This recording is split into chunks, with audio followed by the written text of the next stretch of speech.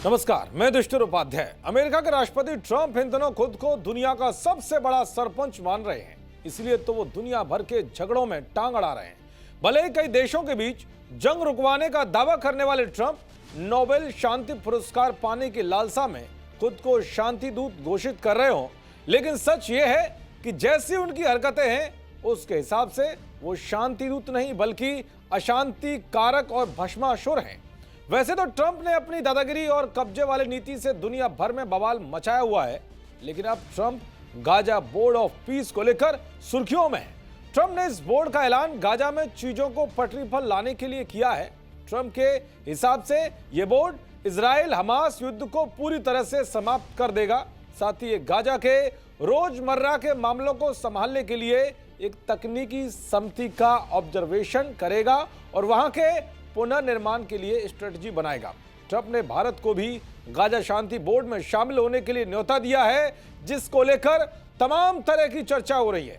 कहा जा रहा है कि ट्रंप भारत को इस बोर्ड में शामिल करके पीएम मोदी को फंसाना चाहते हैं। इस तरह के दावे क्यों किए जा रहे हैं वो भी आपको बताऊंगा। साथ ही बताऊंगा कि अपने दोस्त भारत को ट्रंप के गाजा प्लान में फंसता देखकर कैसे इजराइल ट्रंप पर भड़क उठा और ट्रंप को खुली चेतावनी दे डाली।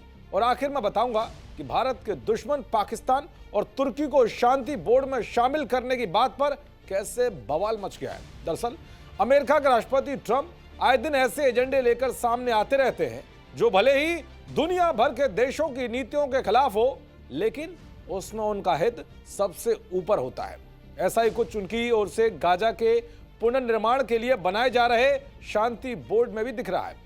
गाजा शांति के नाम पर दुनिया भर में वाहवाही बटोरने और आर्थिक लाभ पाने की दुकान चलाने के मकसद से ट्रंप ने शांति बोर्ड का ऐलान किया है। ट्रंप के इस बोर्ड ऑफ पीस के मेंबर देशों को $1 अरब यानी कि करीब 9,000 करोड़ रुपए देने होंगे, जिससे साफ है कि ट्रंप का यह बोर्ड गाजा में शांति कम बल्कि उनकी कमाई का जरिया लग रहा है। इतनी भारी भरकम फीस को देखकर कनाडा और फ्रांस ने तो इसमें शामिल न होने का इशारा कर दिया है।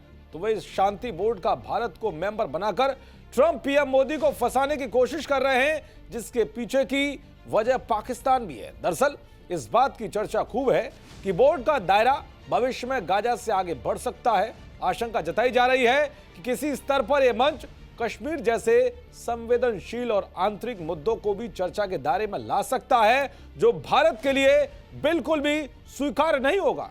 ट्रंप के उन पुराने दावों को भी याद किया जा रहा है जिसमें उन्होंने मई 2025 में भारत पाकिस्तान के बीच हुई झड़प को रुकवाने की बात कही थी। भारत ने तब साफ किया था कि संघर्ष विराम दोनों देशों के सैन्य अधिकारियों के बीच सीधी बातचीत का नतीजा था, न कि तीसरे किसी पक्ष की मध्यस्थता का। ऐसे में ट्रंप का यह शांति बोर्ड भारत को फंसाने वाला माना जा रहा है, इसलिए भारत इसमें शामिल होने से कतराएगा। यह नहीं बल्कि जिस गाजा के पुनर्निर्माण के लिए ट्रंप ने यह बोर्ड बनाया है, उसी गाजा के आतंकी पीओके में मुनीर के जिहादियों से हाथ मिलाकर भारत के खिलाफ साजिशें रच रहे हैं, क्योंकि इजराइल ने हमास के आतंकियों को गाजा छोड़ने के लिए मजबूर कर दिया। ऐसे में बचे कुचे हमास के आतंकियों ने अब पाकिस्तान में शरण ले ली है। अगर भारत हमास की आर्थिक मदद करता है तो पाकिस्तान पहुंचे आतंकी फिर से गाजा में आएंगे और अपनी आतंकी जमीन को मजबूत करके भारत के साथ ही उसके दोस्त इजराइल को भी नुकसान पहुंचाएंगे। ऐसे में भारत को सोच समझकर ट्रंप के शांति बोर्ड पर फैसला लेना पड़ेगा। ट्रंप के इस ट्रैप में खुद को और भारत को फंसता देखकर इजराइल भड़क उठा है। बोर्ड को इजरायली प्रधानमंत्री कार्यालय ने इजराइल की सरकारी नीति के खिलाफ बताया है। इजराइल का कहना है कि बोर्ड की घोषणा को लेकर उससे बात नहीं की गई।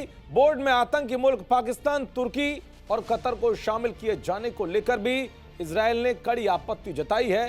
भारत में इजराइल के राजदूत रूबेन अजार ने साफ किया है कि गाजा के भविष्य में पाकिस्तान की कोई भी भूमिका इजराइल को मंजूर नहीं होगी। इसके अलावा इजराइल ने 11 सदस्यीय कार्यकारी बोर्ड की संरचना पर भी नाराजगी जताई है, जिसमें तुर्की और कतर जैसे देशों के प्रतिनिधियों को शामिल किया गया है, जिनसे इजराइल के संबंध तनावपूर्ण है। यानी कि इजराइल भांप चुका है कि ट्रंप का यह बोर्ड भारत को भी फंसाने वाला है, इसलिए उसने इस बोर्ड की मंशा और नीति पर सवाल खड़े कर दिए हैं। खैर अब देखना यह होगा कि इस बोर्ड पर भारत का क्या कुछ रिएक्शन सामने आता है। देखते रहिए जी न्यूज़। नमस्कार।